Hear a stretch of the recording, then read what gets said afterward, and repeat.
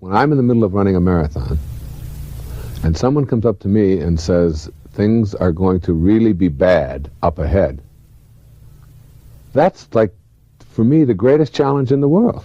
I mean, I love that. They haven't set my expectations to be something negative. If anything, they've helped me to set my expectations on, oh yeah? There's nothing, there's no wall up there that I'm interested in at all. When I play in tennis matches in the heat, in the summertime, down in Florida, people will say, well, by the third set, you're just going to be so exhausted, you're going to be sweating so much, and you're going to be cramping, and you're not going to be...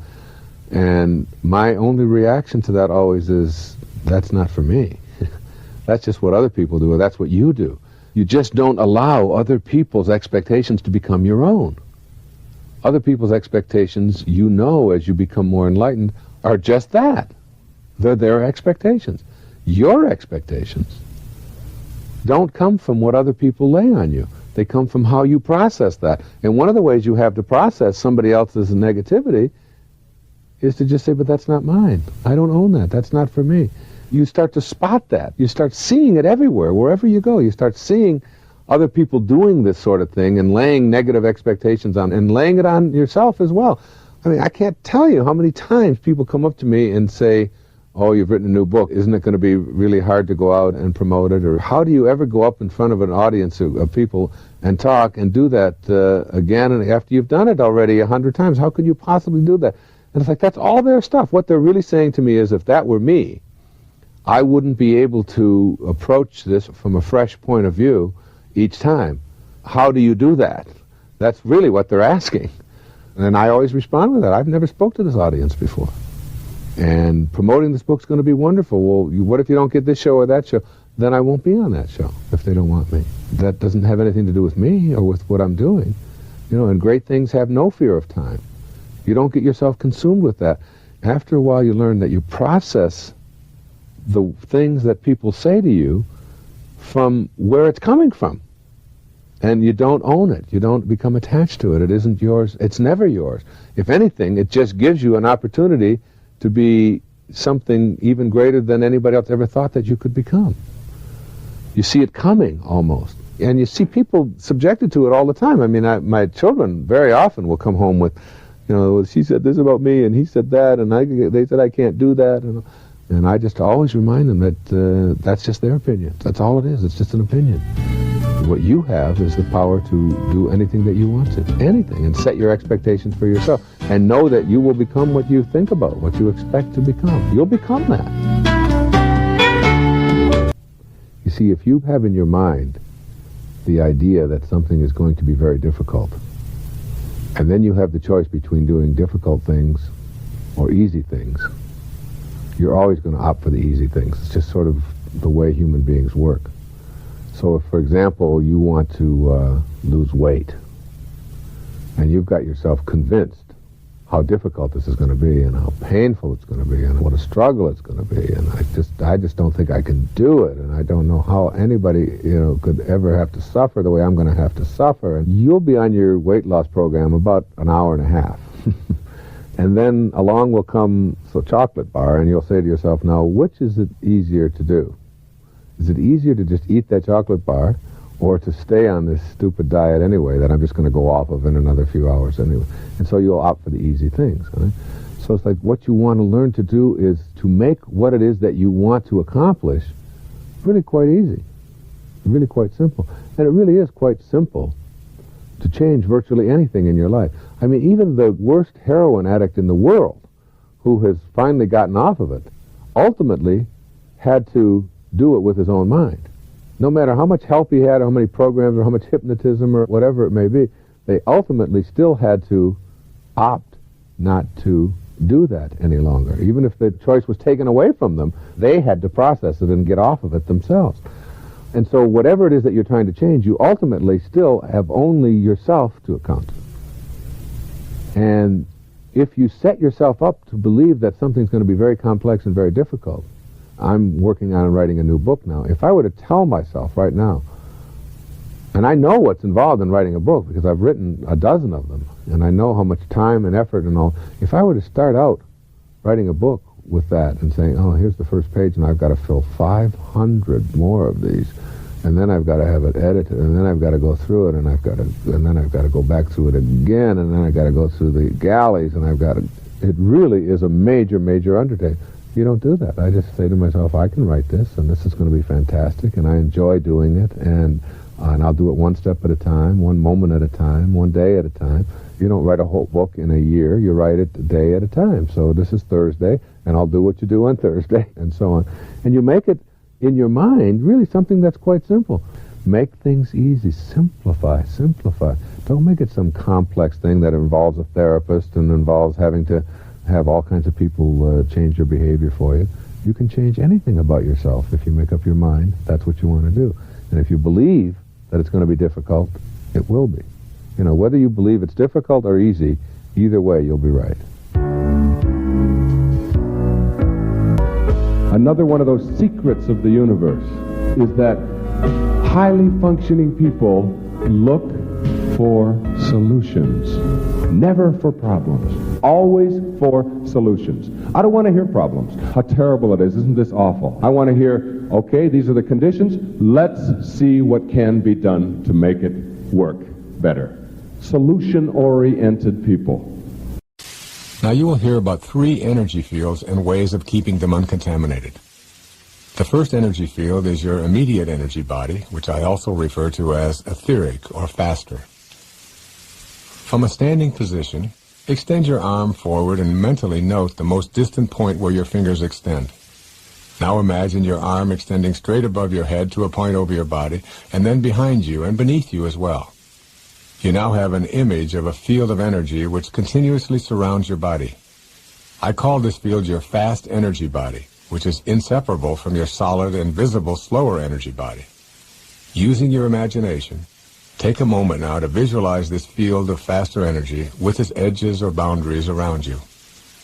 When another person, particularly a stranger, crosses your boundary, you immediately feel as if you've been invaded. You move back instinctively to create a safer distance. Why? Because your energy body feels the invasive force and alerts you with a state of discomfort. If someone remains in your energy body field for an extended period of time, they begin to affect your entire being with their energy, bringing you down if you feel out of sync with them, and raising you up if they resonate to a higher energy vibration than you. I refer to the second energy field as your broader environmental energy field. To get a sense of this physical energy field, think about your energy field extending into your home, your workplace, your family, and your community. The vibrational pattern of this energy field is your broader environmental energy field. This energy field, in which your solid body walks and talks and sleeps and works and plays, is impacted by the energy frequency of whoever enters it. Now I want you to think of a field of energy so immense that you cannot even create imaginary boundaries for it. I call this the mind field energy. Your thoughts and the thoughts of others interact in your mind field in such a way as to raise or lower your frequency of vibration. When the thoughts and feelings of others impinge upon your mind energy field, there will be one of 2 results. Either your energy field will be increased, as is said to have happened when Buddha and Jesus entered a village. Just their presence in the village and nothing more would raise the consciousness of those around them. Or your energy field will be decreased and consequently become contaminated. The way others think and how they radiate out their thought energy can impact you.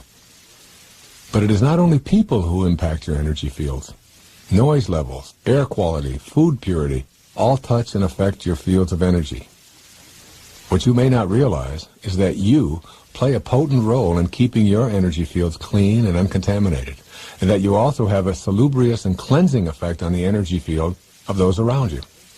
Hopefully, you will be motivated to begin implementing a new approach that will clear all of your energy fields and maintain a state of clarity, free of energy patterns that contaminate your life in any way. How do you treat this body, which is the living organism that sends out the waves of electromagnetic energy? What foods do you use to replenish and replace it with? What toxins do you absorb? How much peaceful rest do you provide for it? Do you exercise it regularly? Is your emotional state calm? Do you meditate to bring yourself into harmony with God? Your body must be loved. It is your home and must be cleansed of all junk. Your body is not your enemy. You do not need to get free of your body in order to access spiritual guidance. This perfectly functioning machine called your body knows what is needed, where it is needed, and how to prioritize those needs in times of crisis. You control this marvelously complex instrument that is your home through your thoughts. The second factor that impacts your immediate field of energy is what you allow to impact your body from without. What kinds of people do you allow into your immediate space? When you allow toxic people into your immediate energy field, you will find that your feelings of well-being diminish. You must say goodbye, albeit with unconditional love, to anyone who pollutes your life space with slowed-down energy. Or, you must be prepared to stave off the intrusion of lower energy people first by recognizing it, and then neutralizing it by radiating stronger energy yourself. The problem with attempting to continually be a neutralizer is that the effort required often exhausts you, and that level of fatigue makes you susceptible to the lower energies.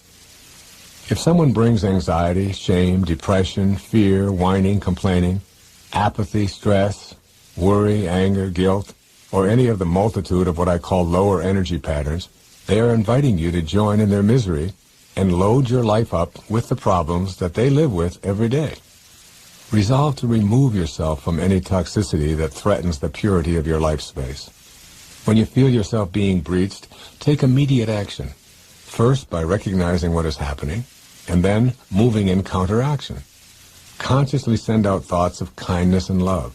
Remove yourself in a conflict-free way from the invading energetic forces.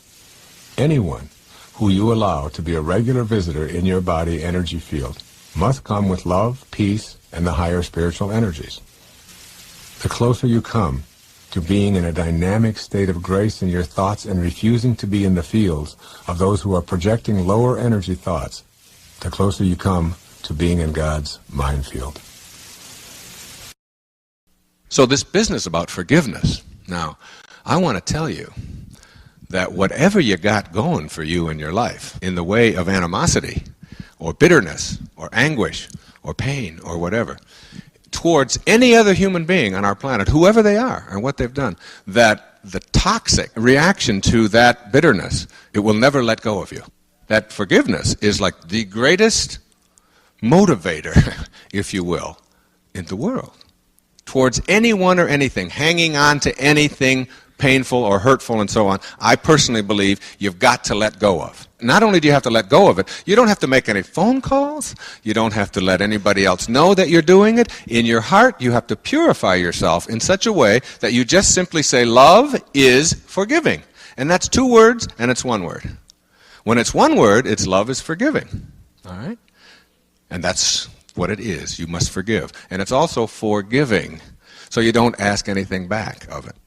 After I did that, my whole life became so clear and so focused, and where I was going became so evident, and I left there and I outlined my book the following week. And let me tell you that I have never had a dream about my father since. I have never had a moment's anguish of any kind toward him or anything that he has done. In fact, I am completely at peace with him, and I send him love wherever he is, whatever is going on in who he is and where he is and what it is. It's all fine. It's all okay. In fact, without those experiences that were the result of some of the things that he had done, my opportunity to help so many people and to create wonderful things for others, including myself, would never ever have materialized without that. And I see that, and I see the need for that, and I believe in it. And I also want to say to you, whatever you got inside of you is not the result of what anybody else puts there. It's the result of what you decide to have inside of you. Think for a minute about an orange. And when I've given this analogy many times, you take an orange and you squeeze it as hard as you can squeeze it, just, all right? And what comes out? These are easy questions, folks. Honest, don't look puzzled. Everybody passes, all right? Nobody fails tonight. What comes out is orange juice. But the question is, why, when you squeeze an orange real hard, does orange juice come out? And the answer to that is because that's what's inside. These are really easy. They get easier. All right? Now, does it matter who squeezes? Does it matter what instrument you use? Does it matter what time of the day you do it? Does it matter how you do it? When you do it? No. When you squeeze an orange, what comes out of an orange is what's inside. When you squeeze a person and put pressure on a person of any kind, and anger and hatred and stress and tension and depression come out, it isn't because of who is doing the squeezing or when they do it or how they choose to do it. It's because that's what's inside. And if you don't have it inside, it can never come out, no matter who you're living with. No matter how tough it may seem to you. And when somebody cuts you off on the freeway, and you're mad as hell and going to get even with them, and you're going to get up in front of them and slow down and make them see what it's like, it isn't because they cut you off that you're so upset. It's because that's what you carry around inside. And when you stop carrying that around inside, nothing that anybody does can upset you. No one can make a fool of you without your consent. Eleanor Roosevelt. No one can depress you. No one can make you anxious. No one can hurt your feelings. No one can make you anything other than what you allow inside. You see, my evolution has brought me to the point of understanding that each human being on our planet must take total responsibility for his own inner development, for his own inner development. And our inner development is something that we ignore a lot as we progress through this whole ladder of life. And I think of a metaphor. The metaphor is like a candle, and the candle flame that is burning inside of you. All right? Now this candle flame, if you take a candle and walk out of here this evening and you see raindrops falling, it'll blow out your candle, and the wind will blow out your candle. There's all kinds of things that are going to happen outside of you that you have absolutely no control over to blow out your candles. Your candles are getting blown out all the time. We have an inner candle flame that must never flicker, though the worst goes before us. And that's perhaps the highest place we can get to in our lives, is to understand that what our own inner development, symbolized by that candle flame, must never change, must never even flicker. It is our responsibility, not only for ourselves, but for our children as well, to raise them to believe that whatever is going on inside of you is entirely up to you. You own it. It is yours. This is a very important and significant quality that separates out great teachers, great philosophers, great thinkers, poets, prophets, the people that, again, that we respect and admire, is that they are not doing what they're doing because of what is going to come to them. They're doing what they're doing because this inner voice says, I can't not do it. I'll die if I don't. I've got to get my music out. I can't die with my music in me. And so people who are detached from outcome, the irony of being detached from outcome, I think, is summed up in Thoreau's definition of success. I think the best definition of success I've ever heard came right from his mouth. He said, if you advance confidently in the direction of your own dreams and endeavor to live the life which you have imagined, you will meet with a success unexpected in common hours. That is, if you find what you know you have to do, what your intuition, what your inner voice tells you is why you're here, and you pursue that and let go of outcome, be unconcerned with how it's going to work out, you're going to find more and more things arriving and showing up in your life. I mean, it's been absolutely true for me. When I detach from outcome, I do my best writing. When I detach from being concerned about how an audience is going to react to me, I feel like I give my best talks. And when I stop being concerned, I mean, I had to learn this a long time ago. I didn't know this back even 20 years ago. I can remember calling my agent and friends and saying, where am I on the bestseller list? Back when Erroneous Zones and Pulling Your Own Strings and Sky's the Limit, those books were topping the bestseller list. And then one day, I don't know if it was my wife, probably was, said to me, you're not on the bestseller list. Your book is on the bestseller list. You are not the bestseller list. Big lesson. Huge lesson. Detach from whether people are going to buy it, whether people are going to like it, and know in your heart, and then let go and just watch. And then it starts to show up. I remember when I so desperately wanted to do any national television back in the 70s.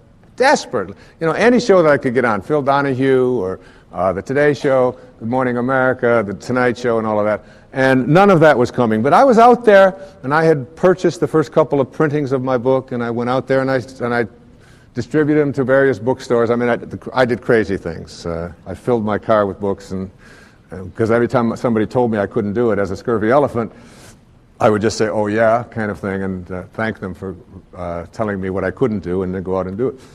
And then one day, I kind of let go of that, and I wasn't concerned any longer about trying to get on this show. I had a publicist who was doing that. Then I got a phone call from one of the talent coordinators on The Tonight Show, and he called up and he said, would you like to come on and do a pre-interview?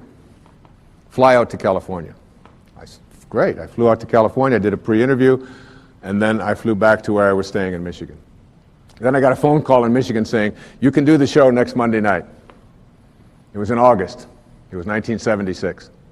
And Shecky Greene was the host. And I said, great, I'll go on with Shecky Greene. I love Shecky Greene. I flew back out there. I did the show. It was fantastic. I got 20 minutes, the author spot, you know, but we had 2 segments. And it was great. But it was August something, 1976, and it was the day of the Republican National Convention. And Robert Dole was giving the keynote address. And the first time in the history of The Tonight Show, they preempted The Tonight Show. After I had flown back to tell everybody about watch me on The Tonight Show, they had preempted it, and because his speech went too long. I have never been a real big fan of Bob Dole. No, that's just kidding, of course.